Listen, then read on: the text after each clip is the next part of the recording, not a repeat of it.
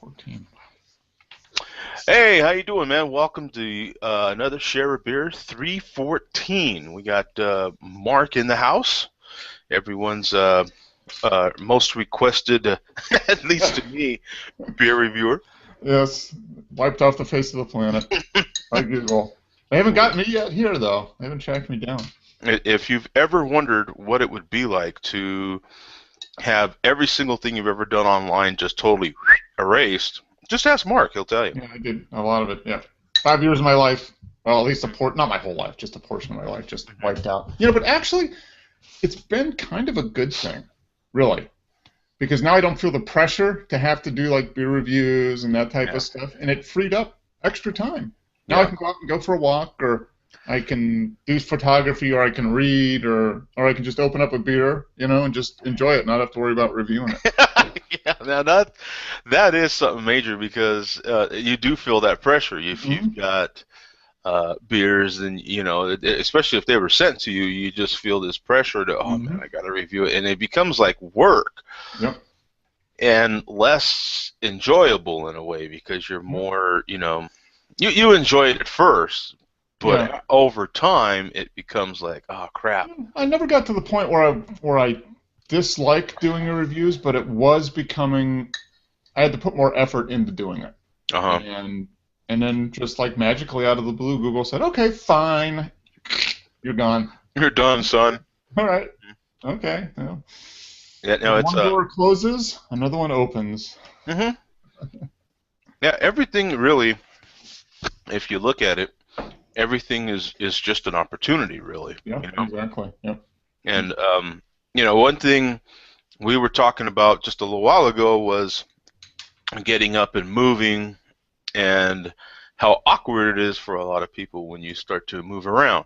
Mm-hmm. And um, that is the point of a lot of this new technology, as far as your step counters and your trackers and your devices and stuff, Yep. wearables, if you will, is just basically to get you up thinking, just about what you're doing, your activity or inactivity. Mm-hmm. And Yep. that's what's happened to me is the light, the switch finally clicked on. I said, hey man, Yeah. I could move around and then be able to enjoy a few beers Mm-hmm. without it necessarily just costing me more beer belly, maybe. Mm-hmm. So Yep. it's been quite the eye opener for me. Also, having a physical and then having the doctor tell me, not necessarily that I needed it per se, but just statistically, at Mm-hmm. your age, with your occupation, it'd be a good idea Yeah. if you started thinking about your activity. You know what I'm saying? And Yeah. so, Yeah. and of course, you always get told that by the doctor that you're kind of looking at sideways, like, Mm-hmm. there's a lot of activity, but just his delivery, I didn't get caught up in the person. I just I listened to the message, Yep. and I was like, he's right. I'm single now. I'm on my own. I need to start being more responsible to myself and to my Mm-hmm. kids, my family, and just try to take better care of myself. So I've Yep. Yep. been Yep. walking and like we were talking about, it's kind of odd for folks, like when you're just willing to walk somewhere, they're like, what? Yeah. Yeah. Get the old. Why walk when you can drive? Especially truck drivers, man. I mean, Oh yeah. now like if I take a nap, a short little half-hour nap or so, or let's say I have an hour, I'll take a 45-minute nap and then wake up and then walk for 15 minutes to really wake up, and then I'm back at it. Mm-hmm. Yep. And movement does get you going. I was like, when I get up in the morning, I feel like crap really till I've moved around a little bit and then taking a shower, and then it's like the shower wakes me up and then I'm good to go. Hmm. But that first 10 or 15 minutes out of bed, I'm like, Hmm. oh, God. Yeah. You get up. If I have to run around, chase the cat around the house, or run outside and grab something and come back in, and I'm awake. And for those of you that are going to be watching and wondering, yeah, I'm having strawberries with bananas and whipped cream. So Strawberries and cream. Now, is that real whipped cream, Joe? it is actually. I Yes. bought it in the tub. Okay. Cool. And yeah, instead of buying Cool Whip or something, I bought this in the tub from the bakery, Okay. Yep. and it's just delicious. Yeah, saves. Well, I don't have a blender, so Yeah. Yeah. or I guess you could just do it old school, but yeah, Mm-hmm. for Yeah. $2, I think I'll just buy the tub. Yeah. It takes a while. Sometimes we'll get just like we just buy like the heavy whipping cream, but I'll use a like one of those little stick blenders, the little Yeah. boat motors, and Yeah, those are good too. I don't even have one of those. yeah, Yeah, that'd be good too. Yeah, because if you just buy the old whipped cream, and just add a little, you could add some Splenda to it and just yeah. That's what we usually add is like a stevia or Splenda or something to yeah. it. Yep. Stevia is really good as well. Mm-hmm. Bum says he won't be able to make it. He's getting a new computer, so Oh, cool. hopefully that's a shiny new Apple product. Yeah. I don't know. Does he use Apple or PC? No, I think he's a Windows guy. Yeah. Yeah. Well, I was looking at my I've been doing some rearranging here in home, and I just a couple months ago I basically wiped off the hard drive and reinstalled Windows. I just did a clean install to get rid of all the crap on there. And I was coming to think, I was like, man, my computer's going on 6 years.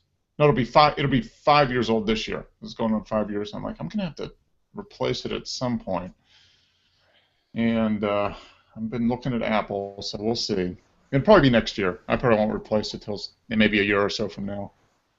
Yeah, I'll definitely be getting an additional computer by the end of the year for sure. Yeah. Probably even way sooner than that. But I need another desktop. Yeah. For when I edit. So, in addition to this laptop, so it'll be cool. Yeah. Hey, Ruben, how you doing, buddy? Nope, he froze. Oh, there he is. Hey, Ruben. Oh, he doesn't hear. How you doing? Oh, there he goes. Can you hear me? Yeah, we can hear you now. It's a Verizon commercial. Can you hear me now? I know, right? So what do you have, Mark? We didn't talk about your beer. I don't know if I had this last week or not. The Beer Camp, Sierra Nevada. I think maybe I had this last Tuesday. It's a 2015 Beer Camp, the Hoppy Lager. Oh. Yeah. I don't know that I've seen that one. I saw it in the store. When was it? Maybe it was last week. Okay, maybe it is. I think maybe I picked it up Friday. Yeah, on my way home from work on Friday. But it's the Hoppy Lager. I think it's like 55 or 60 IBUs. Oh, it says so here. It says, I can't read it. It's 7% ABV and 55 IBUs. Wow, that is a lager. Yeah. It's a lager. Yeah, it's a lager, so it's using lager yeast. And it tastes like a pale ale. I mean, it's got a little different flavor, but it's the basic profile of a good pale ale. And, yeah, look at that. I mean, it has the color and everything of a pale ale. It's in the New Mexico IPA Challenge glass. Yes. One of my favorite IPA glasses now. But no, it's a pretty good one. I bought a 6-pack, and on Friday, and I'm down to I think I'm down to my last 2. So I had one on Friday, a couple on Saturday watching basketball, one on Sunday, and then so good stuff. Yeah, it sounds like that's a beer that's kind of right on that line of lager or pale ale, and it's I guess because it does have the lager yeast. Perhaps it is. It's got neat stuff on the label, but I can't read it on my reading glasses. Blah blah blah blah. The best beer ever, brewed by Sierra Nevada. Blah blah blah. 2015. It must be. I think they're the recipes that from the people that go through the beer camp. How Sierra Nevada does that home brewing thing. Oh yeah. You can go in and this is a spring seasonal, limited time only, available one time only, but. This is one of those beers that you don't want to age. That's for sure. It's a drink it sooner rather than later beer. I don't know when this was bottled, but it's probably within the last month or 2. Just as a lager, though, that's a pretty big lager. 7%. I mean, big lager. Yeah. It hits pretty good. This was bottled on 225. So, a month old when I got it. That's pretty reasonable. Yeah, that's pretty good. How you doing, Bert? What's up?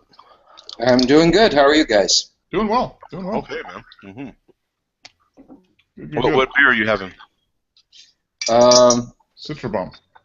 No, actually, I had the experimentals from that Zach told me about. Mm-hmm. I'm trying an experimental pine fruit right now.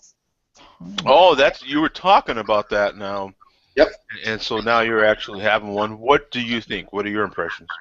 Okay, let me give you a real quick background. What I did is I made 3 batches. And they all had the same malts, exact same malts. They had the same amount of hops. One was a pine fruit experimental, one was a grapefruit experimental, and one was citra. And the experimental pine fruit is a lot like the citra, except it's a tad more mild. Okay. All right. But it's very similar in taste. And I gave it to a bunch of my buddies, and everybody pretty much has said the same thing. The citra is the best and the strongest. The pine fruit is very similar, but just a tad milder. And the grapefruit just has a little bit different taste to it. Very similar, though. They're all very similar. Okay.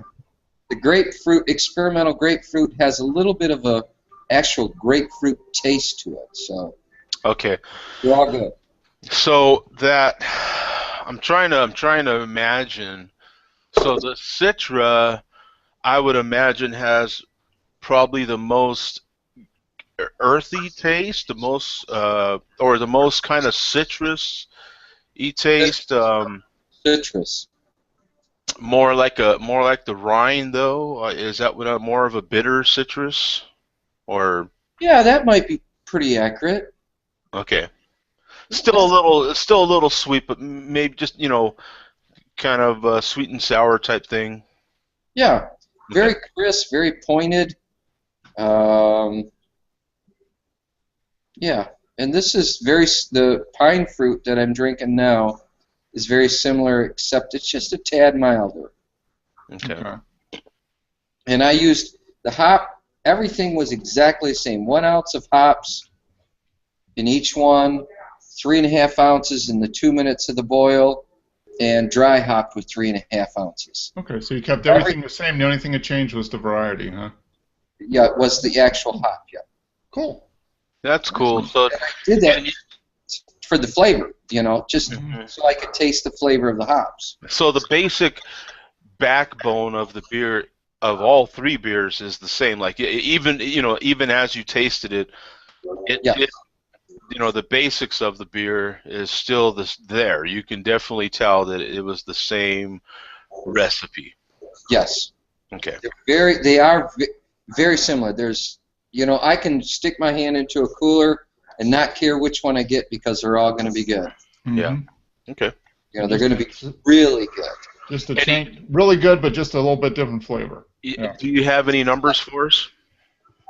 In ABV, that kind of stuff. They're all 5.5. Okay. I don't know the bittering units. What are those called? IBUs. IBUs, International Bittering Unit. IBUs. I don't know that, but the alcohol is 5.5. 5.5. So, if I had to guess, just from what you're telling me, maybe I would guess it's probably just a little higher than Mark's beer. Maybe around 60. Would you guess that? These? Yeah. I would say guessing. I would say at least. Yeah. Okay. What do you? How do you test for IBUs? I've never. We need to ask. We need a segment on here called Ask Zach. Yeah. Here's Zach.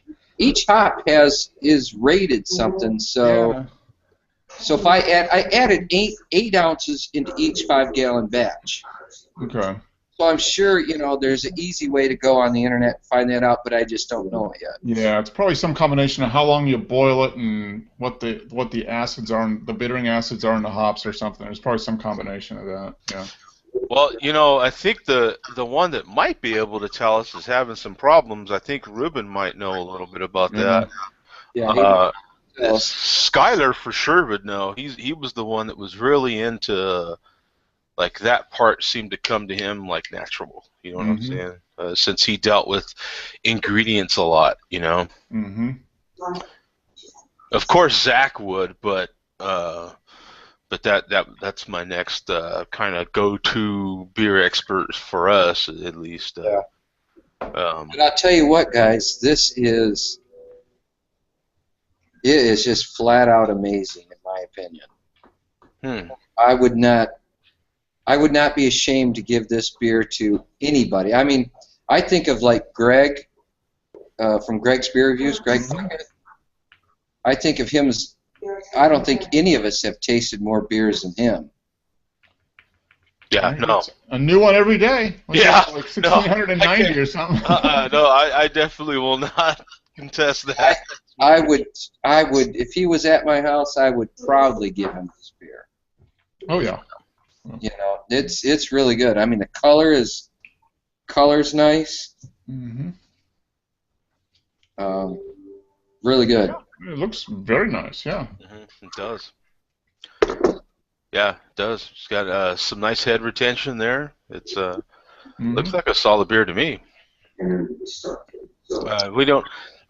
Are we able to hear Ruben at all, or he keeps coming in and out? I think maybe he's having some problems.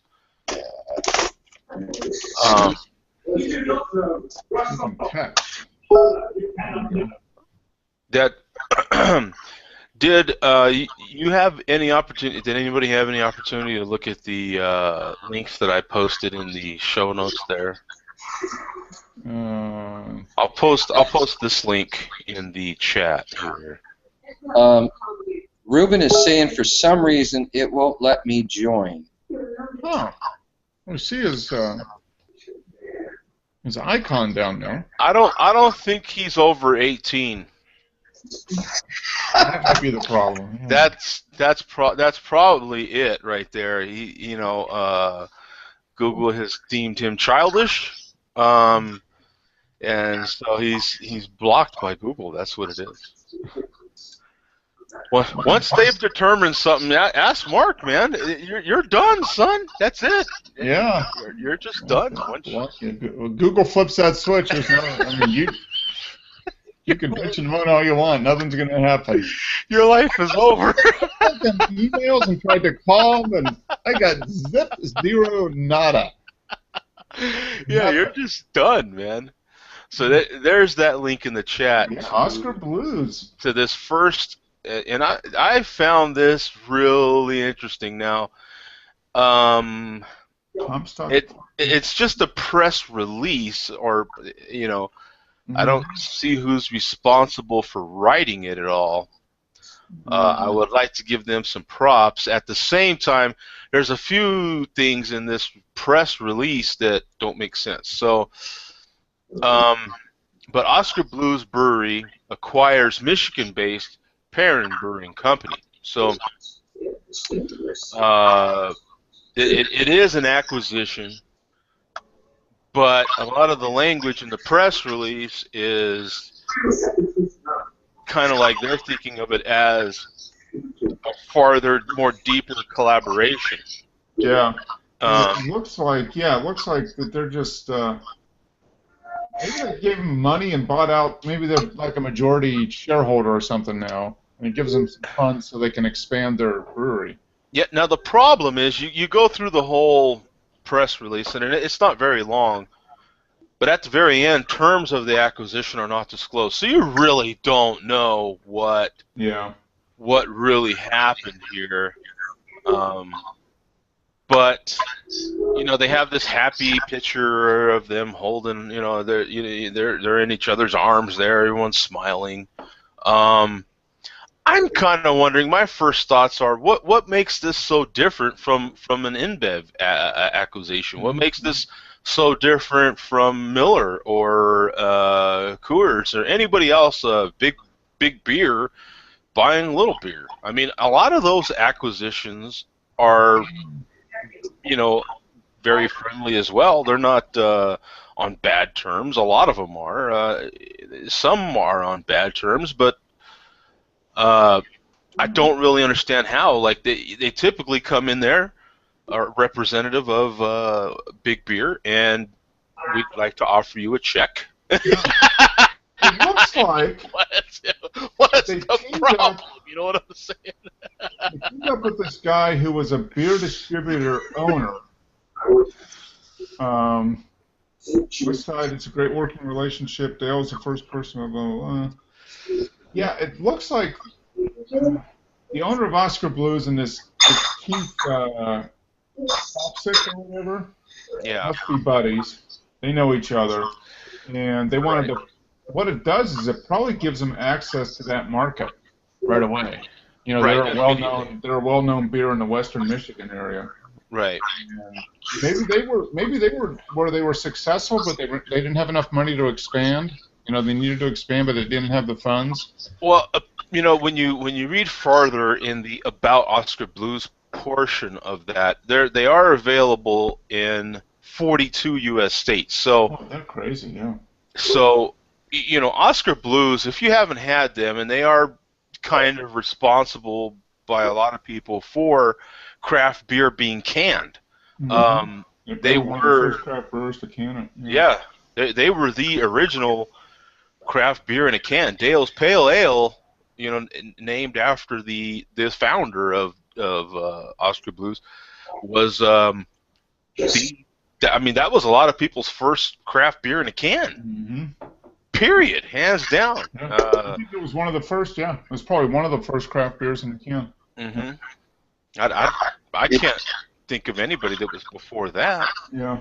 You know, I'll tell you, here in Florida, it's just craft beers get huge. Yeah. And I was down at the ABC, and I would say there was a dozen new beers that I've never seen before. Oh, you can't even begin to keep up with it. I have conversations at least every week now, you know, every weekend, with other craft beer people in Arizona, of course, here, and you can't even begin to keep up with it, man. Like they're rapping off beers you just never heard of in your life. You know what I'm saying? But my point is, at least 10 of them were in cans. Only 2 of them was in bottles. Mm-hmm. Yeah. The whole refrigerator section, they had 1.5 with the local craft beers. One whole thing was nothing but cans, and the top 2 layers of the other was canned, and just 1 row of bottles. Like, I don't know if that's going on everywhere else, but in Florida, everything almost was in cans. You know, it makes a lot of sense. I guess cans are more expensive to do to begin with, right? But they're cheaper to ship. They're lighter weight. They're more compact. So you end up, if you've got the volume, you can make up the cost differential really quick, I would think. Yeah, it's one of those deals less that breakage, less waste. I mean, exactly. I think the initial expense of getting into canning, because you're already bottling, is very expensive. But if you were to have just started out that way, just started out canning, it might not have been as bad. Yeah, I think so, yeah. Because people that started off bottling, they've got all that money sunk into the bottling of lines, the bottling equipment, and everything. And so to shell out extra money for cans is probably a big deal. But if you were, if I was starting a brewery today, I would do kegs and cans. Yeah, kegs and cans. I would forget bottles. I mean, you know, if people want something to do kegs, you know, draft for local, and then cans for everywhere else. Now we have a story that'll kind of, I got 3 stories today, and we have another story that'll kind of cover that. But getting back to this acquisition here, Perrin Brewing out of this is the part that gets confusing, is the very first part here when he says Colorado and North Carolina based Oskar Blues brewery, and Perrin Brewing Company have taken their beer collaboration to the next level. Makes it sound like they're like one's from Colorado and one's from North Carolina. Yeah. Well, Oskar Blues opened up a brewery in North Carolina In North last year. Carolina, Yeah, right? so And we know that, but he makes Yeah. it sound like it, and he doesn't mention that yeah, Perrin Brewing is from Comstock Park, Michigan, until later in that paragraph. It's a little confusing. If you didn't know that Oskar Blues was in Colorado and North Carolina, that's where I'm getting at. We know that because we're kind of into this, but if you didn't know that, you're like, wait a minute, what the hell? You know what I'm saying? You're right. But I mean, everything in this press release does sound very friendly. There is a difference, the way they did it. I mean, they started with collaborating first with different beers. It sounds like this Perrin Brewing has just had explosive growth in Michigan. It sounds like they've only been, maybe 2 or maybe 3 years in business. Yeah. And they are up to, what was their volume? It says, 14,000 barrels in 2014. You can find taps at more than 700 locations in Michigan. That's crazy growth. Yeah. That is crazy growth, man. Yeah. So you can definitely see why maybe that's one of the 8 states that Oskar Blues ain't available in, and if if they've already got a way in to the acquisition with Perrin Brewing, then go for it. And they're instantly all over Michigan, I suppose. So I used to live right by Comstock Park. Did you really? Oh, wow. Yep. I used to work in Grand Rapids, which is a stone's throw away. Now, have you heard of this brewery? I did not. That's why while you guys are talking, I looked it up. I thought Comstock Park was in Detroit, but it's not. It's right there. Right, it's a suburb of Grand Rapids. Oh. And I used to work in Grand Rapids for 8 years. I worked. Okay. Huh. So Michigan's got a lot of beer stuff going on. Yeah. Yeah, absolutely. That's phenomenal growth. That made me think of Zach, because I know even in a beer place like Denver, he's really getting some pretty serious growth. And it seems like Skylar's really taken off too from some of his posts. Yep. Opened up his tasting room last week. So it makes me, something like this. It just made me think right away of okay, now what? I realize these two companies know each other pretty well, at least for a few years now. But what's the difference? Like, you hear about your Coors, your Millers, your Budweisers having these takeovers of smaller craft beer. What's the difference? Is it because is Budweiser, Coors, are they kind of the Alex Rodriguez of? Is it because we just don't like them? Is that the difference? Well, I think some people think that they're going to change the recipes, the Budweisers and stuff like that. I think, they think they might go in there and water things down, if you will. Turn everything into Bud. Yeah. I don't know if that happens, but I think that's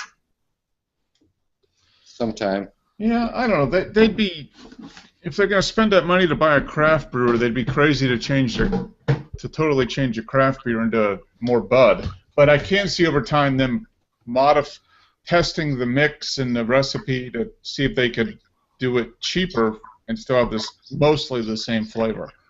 I mean, that's what Budweiser does well, is they make a crap load of beer and it tastes the same no matter where you get it. Yeah.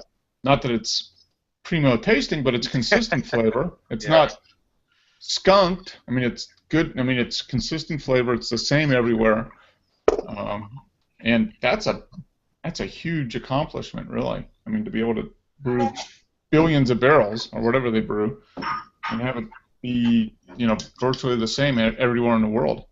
Yeah. That's a big. They know what they're doing. They got some science there. Yeah. Blinded by science. And I don't think they would ever let anything go unfiltered. Yeah. No. The last. You'd have to. That's the only way you can keep it consistent, I would think.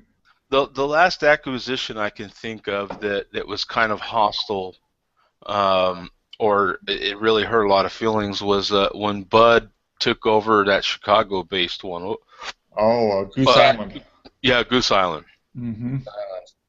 And that there was a lot of hard feelings in that one. I remember. I can't remember the exact details, but there was a lot of hard feelings in that one. And I remember people saying that they didn't think it tasted the same after. I don't know. I didn't know Goose Island before, so I don't really know. But. Yeah, I mean, I drank Goose Island quite a bit when we lived in Chicago, and when they made the change, I mean, I couldn't tell. It wasn't a noticeable difference. I think some of that is like, oh, Bud bought it. It's got to be crappy. I think that's what it is too. I think that's part of it. I mean, it's hard. As human beings, it is hard, especially when you're emotionally attached to something. Yeah. It can be hard. It's okay. It's just like the people that swear on a stack of 50 Bibles that they can taste the difference between a canned beer and a bottled beer. You get that all day long, right? That's bullshit. It is, but you will meet that person that swears. Yeah. Right? I can taste the tin. Yeah. Right? I mean, you do. You meet that person, and you're just like, are you freaking kidding me, man? Yeah. I don't care if it is Budweiser. You ain't tasting the difference in that bottled or canned. Now, there is a difference in the draft. I'll give you that. Yeah. But bottled to can, Bottled to can, come on, man. You know what I'm saying? Now, the only obvious difference is, if you're having that beer super fresh, you're not going to be able to tell, I don't think. Now, if it's been aged even a month in a green bottle as opposed to a can, okay. Yeah. But if it's fresh, come on, man, give me a break. Yeah. You know what I'm saying? It's the same thing in audio. People say, oh, I can tell the difference between one speaker or another, or one recording or another, and it's like, maybe you can, maybe you can't. All right, Mark. Well, with audio, I tell you, I've run sound all my life, and speakers. Yeah, speakers you can do, but people that say I can tell the difference between an MP3 at 250 kilobits and an MP3 at 320 kilobits. It's like, come on. All right, well, you can though. I'll give it that. Like, you get, it's kind of like now that part, that one I'll give that analogy I will give, because it depends on. I can tell a difference between like generic MP3 and like a FLAC file that I do, like lossless. Yeah. Don't ask me to tell the difference between a 192 and a 250 kilobit. I can't tell the difference. But I can tell the difference between a 192 and a lossless, or I can tell the difference between a like a 64 kilobit MP3 and a 320 kilobit. Now we're gonna have to let Barrick take this one, because you hit Barrick's expertise. He's gonna beat me down now. It's beat down time. Expertise right here. Well, let me tell you guys something. I've run sound since I was a kid, and actually I had an opportunity to run sound for Waylon Jennings later in life. Cool. I didn't take the job, but I did have an opportunity to do that. I could walk into a room, now not anymore. 5 years ago, I could walk into a room and tell you if they had PV speakers over JBL or whatever. Oh, okay. No, speakers, I misspoke. Speakers definitely have their own signature. Yes, and I could walk in and tell, even if they both had 15-inch horns or subs and an inch titanium driver, even if they were exactly the same, there was a specific sound that a PV had. Yep, I would agree there. Each speaker does have its own unique sound.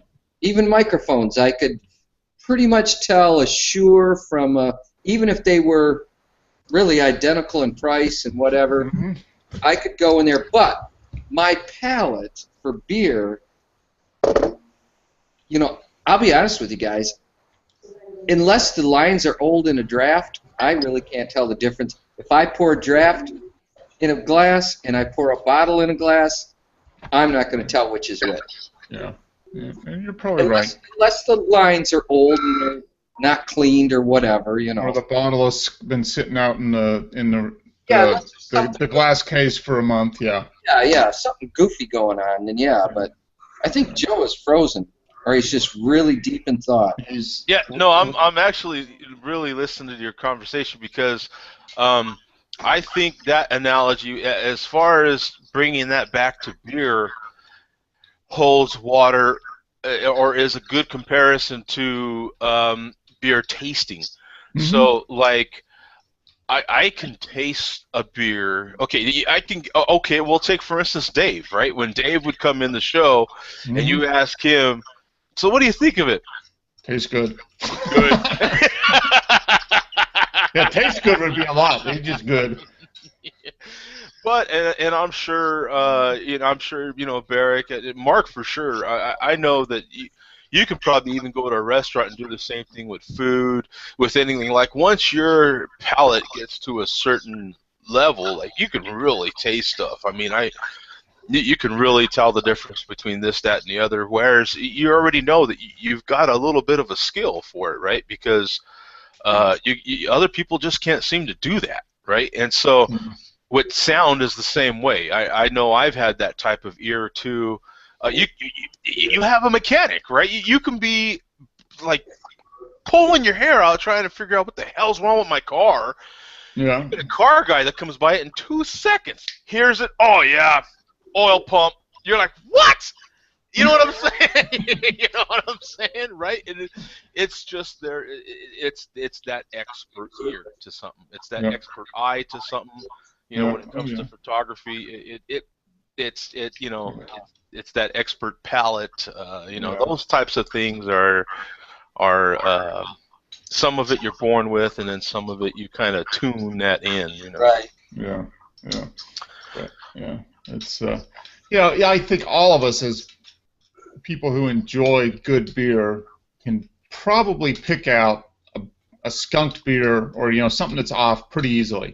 Yeah. But to be able to make a difference between a beer that was bottled last week and a beer that was canned last week, you're probably not going to tell the difference.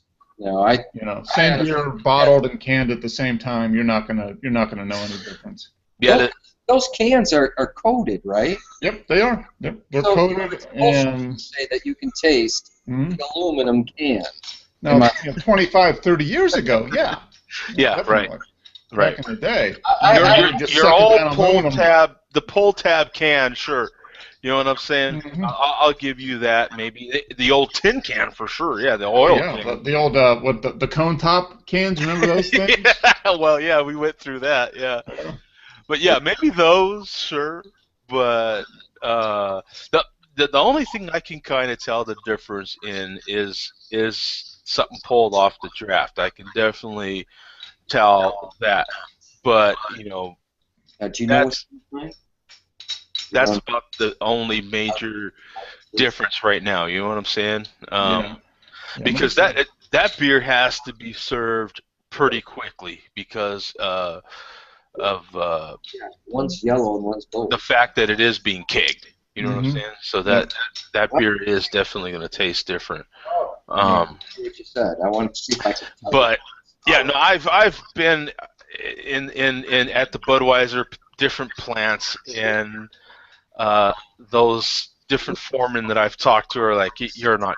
There's absolutely no difference between the can and the bottle. They're like, it's the same freaking beer. You know what I'm saying? But they sell it that way because you've got your diehards that are just like, nah. Exactly. Yeah. I've got to have it in the bottle. That's a big part of it. But this acquisition acquisition, getting back to that, does sound like it's good on both ends, and it's kind of cool to hear bigger, smaller craft brewery buying smaller, upstarting craft brewery, and everything's cool. Like at least so far. So yeah, so far it probably will be. It sounds like they may be providing Perrin with some cash and maybe some additional expertise and capacity.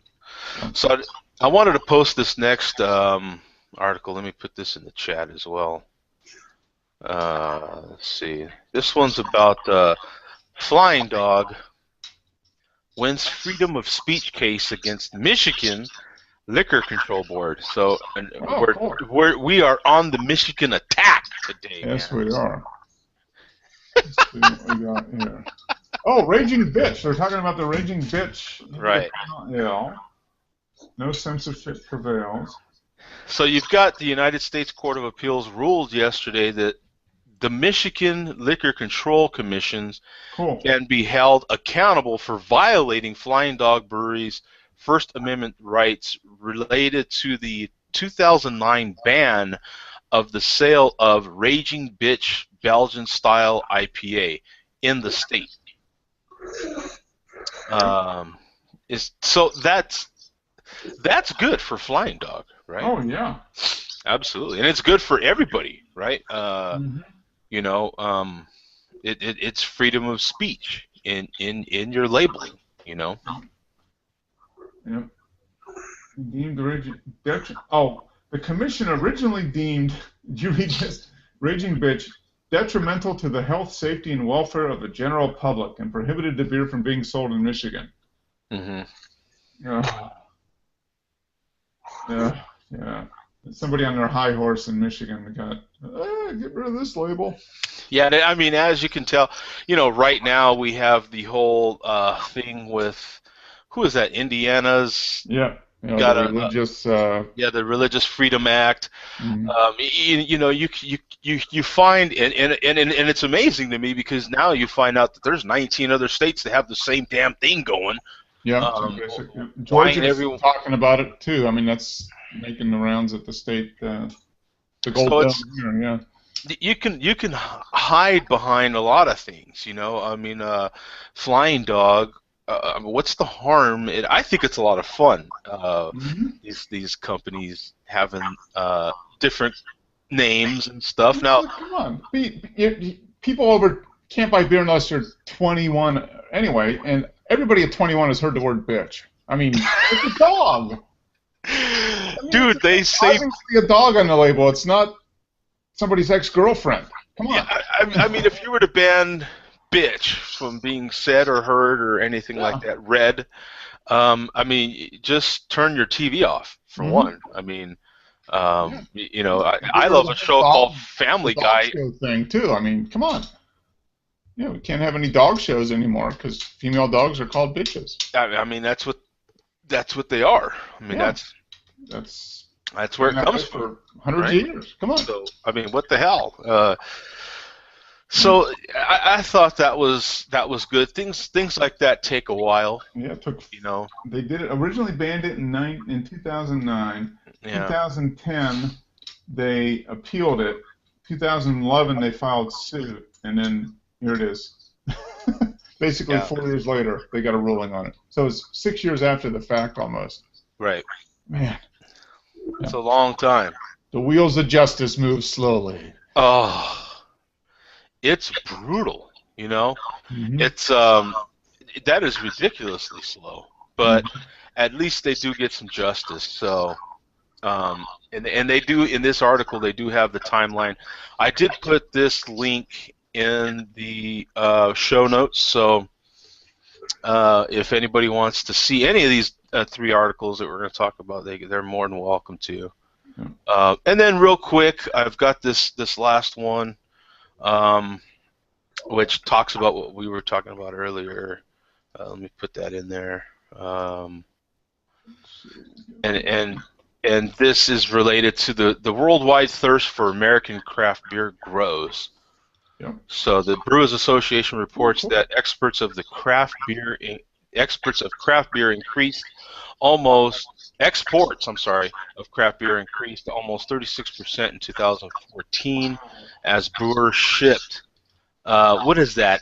383,422 31-gallon barrels valued at an estimated $99.7 million. Wow. In 2014, the fastest growing markets were Brazil at 64% growth, South Korea, Thailand, and the UK. Wow. So let me see. Asian Pacific region had a growth of 38.1%. Western Europe, it's up 36.6%. Canada up 32.3%, and Japan up 31.7%. Yeah, that's cool. So in Brazil, from one year to the next, their demand for American craft brew beer was 64% higher. That's pretty cool. So and that would explain that. This explained a lot to me, and that it's another reason why I wanted to talk about it for a little bit at least, was because God, I've been getting pounded by people in South America, and I couldn't. They're getting more and more American beer showing up. Yeah, you know, and it's been that way for a couple years. I get all these people from South America emailing me or messaging me on Google and on Google Plus, and I've been kind of wondering why and what the hell's up with that, and there you go. And there's the answer. Yeah, you know, because they're getting more and more American craft beer up there at a 64% growth. 64% growth. Yeah. That's huge. Yeah. well, there's so many breweries opening up here. You know, large and small opening up. I mean, and we're drinking a lot of it, but a lot of it's getting shipped. You know, a lot of it's going out. You know, the Oskar Blues, the New Belgiums, the Stones, the Sierra Nevadas, and all those extra breweries are opening up. A chunk of that's going to the export business. Yeah. You know, the opening up a brewery in North Carolina, it's a lot easier to ship your beer to Savannah to go to. It's a lot cheaper to ship your beer to Savannah to get on a boat to go to Europe than it is to go from Colorado to Savannah or something. You know. Yeah. So it's a 2-hour drive instead of a 2-day drive. No, I said, you know, and that kind of, you know, goes into what we were talking about, the popularity of craft beer, and how you know, Barrick was saying how there's a lot of different, you know, beers out there now, and it's pretty cool. We do have our people from different parts of the globe that tune into the show every once in a while. They definitely watch the recorded show, because right after the show I get a lot of messages from them, and you know, talking about different beers that we talk about during the show, and they'll be asking, you know, if we've had this or had that. But it just goes to show how you know, because they're having a 37% growth in Western Europe. So it's just crazy, because all of a sudden, you know, the show ends and I hear from these guys in the UK, especially in Ireland, of course, our friend John in Ireland, and hey, well, have you had this one? What about this one? What do you think about that? You know, and I'm like, holy crap, they've got that over there, you know. So that's incredible for a craft brewery now. Can you? Well, you know, beer is, I mean, it's kind of hitting its stride. I mean, there's a lot of stuff opening up. It's going all over the world now. It's kind of like back, it was maybe the mid to late 80s, early 90s, when American wine from California just went everywhere. Pretty soon everybody in the world knew what California wine was. I mean, I think it's kind of the same type of thing. You know, just American beer's going everywhere now. I'm kind of curious why it's not in the Bahamas. I mean, the Bahamas are so close to us. You cannot get anything there. Huh. You know, you just can't even get a Sam Adams in the Bahamas. That is bizarre. You get a calic or whatever that is, right? That's a calic. Yeah. There's one other brewery, and they'll bring some Budweiser, and they'll have Heineken, because Heineken owns Kalik. Oh, okay. Yeah. And that's But you don't get. Do you get like Red Stripe or any other? Wow. not in the out islands. You might be able to get it in Nassau, but No. I Huh. don't think so. I haven't seen it in Nassau. How It's, about? Do you get Guinness? Do you get Guinness and stuff in oh, Nassau? they do get Guinness. Yes, that's another one they get. Because it's a British. Bahamas is essentially still part of Britain for the most part. Yeah. But well, it's probably governmental controls too. You know, they're probably like, well, there's not enough people to a certain extent. Yeah. And where there are people, we're only going to bring in the stuff we want to bring in. Well, you imagine the whole population of the Bahamas. Yeah. Every island is not as big as the city of Atlanta. Oh, geez. There's probably less than 1 million people in the whole. There's probably 400,000 people in the whole, all the Bahamas, if that. It's about the size of Grand Rapids, Michigan. Yeah. All of them combined. Yeah. Yep. So, I don't know. That's why you don't have Flying Dog Raging Bitch Belgian style IPA in Nassau. Not because of the label, it's because there's not enough people to make it worthwhile to ship it, probably. That blows me away, man. 64% growth in Brazil. Yeah. Now, if you're in Brazil brewing another Red Stripe type light lager, you're thinking, it's about time I get my act together, no? I mean, time to make a pale ale or IPA or something. I mean, because all the beers that I see that come out of that whole region of the globe are basically the same kind of crap beer, aren't they? Like, white lagers, 4 or 5% pale lagers serve better consumed ice cold than anything. Yeah. Oh. It's like Busch, I mean, it's the same kind of qualities like Busch, which is a step below Budweiser. Yeah. It's They definitely don't have any Lime-A-Ritas down there. It's just no. Premium up there. Premium. But you know what? I think they actually do have Ritas down there, man. I think Rita Nation is looming strong, because I do hear from some people down there, and we need to start making shirts, man. Rita Nation shirts, just like this Guinness shirt here, and sell them everywhere locally, so we can be sued by Budweiser immediately. You talk about shirts. Read that. What's that? Oh, let me check this out. All I want is a beer. Is that so long? All you want is head and head. That's it. Yeah. Oh. That's hilarious, man. Do you actually wear that out? Only to Earls, only to the bike. Yeah, I was gonna say. Yeah, don't wear that out to the mall. That might be a little bit of a challenge. I used to wear a shirt just till it got too old, but a shirt that I actually got from Phoenix when I was still in New Mexico. But it was a barbecue shirt, and on the back it said it was from a barbecue place, and the back said, "This meat ain't gonna rub itself." Oh man. And I actually did wear that shirt everywhere, you know what I'm saying? Yeah. That was a great shirt. It got a lot of reaction. And then when, of course, they had the Chili Festival in Albuquerque, and one of those years, it was that startup called Slap Your Mama, and the lady seen me and recognized me and gave me just a ton of Slap Your Mama gear. I had never heard of Slap Your Mama, and I wore that shirt and got more reaction from that, and I still use Slap Your Mama a lot. And it's all a homage to that lady that gave me all that gear, man. I thought that was so cool. And Slap Your Mama spices are all over the damn place. They're from Louisiana. I'll just give them a little plug again, man. They're a great little company. I love that name, Slap Your Mama. Our spice is so good, it make you slap your mama.